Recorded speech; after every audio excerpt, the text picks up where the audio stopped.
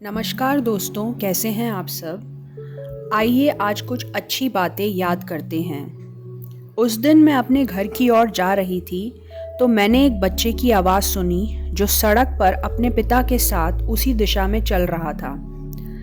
उसने अपनी उत्साह और तेज़ आवाज़ में अपने पिता से पूछा, याद है हम एक विमान में गए थे और वो वास्तव में आकाश में बहुत ऊंचा उड़ रहा था। फिर कुछ ही सेकंड बाद उसने पूछा, याद है हमने उस दिन क्रिकेट का मैच देखा था। और फिर उसके कुछ सेकंड बाद उसने पूछा, याद है हमने उसके बाद मैगी खाई थी। मेरा एक हिस्सा उनके साथ चलते रहना चाहता था और उस बच्चे की बातें सुनना चाहता था, लेकिन मेरा घर आ गया और मैं वहाँ से चली गई। मैंने सोचा कि उस बच्चे को और क्या क्या याद आ सकता है और उसने उसका कितना आनंद लिया होगा और उसने कितने शुद्ध रूप से उन चीज़ों का अनुभव किया होगा। अजीब है ना दोस्तों कि वह किस प्रकार से छोटी छोटी चीज़ों को याद कर सकता था जो अधिकांश हम बड़े होने पर भूल जाते हैं।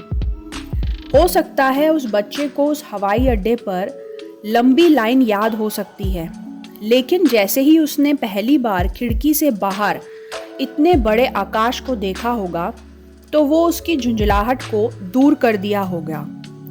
अगर उसकी पसंदीदा टीम मैच हार भी गई होगी तो हो सकता है उसे निराशा हुई हो, लेकिन उसने अपनी मैगी को खाना पसंद किया और उसने उसका पूरा एंजॉय किया। हो सकता है मैगी खाते हुए उसके कपड़ों पर कुछ गिर भी गया हो, लेकिन उसने उसका भी आनंद लिया। किस तरह से उनकी बचपन की यादों में वो चीज़ों को वह याद करता रहा जिसमें उसे बहुत ही आनंद आया था। दोस्तों, बच्चों में सभी प्रकार की छोटी छोटी खुशियों को याद करने की अद्भुत क्षमता होती है, शायद इसलिए कि उन्होंने उन पलों में उनकी सराहना की होगी जो अक्सर हम बड़े होने पर भूल जाते हैं, क्योंकि हमारे लिए तो ये चीज़ें नॉर्मल हो जाती हैं। ये तभी पॉसिबल है जब हम प्रेजेंट रूप में अपने छोटे छोटे सुखों को याद करें, और अगर हम उनका अनुभव पूरी तरीके से करें, माइंडफुली करें, तब हम उन चीज़ों का बेहतर तरीके से आनंद ले सकते हैं।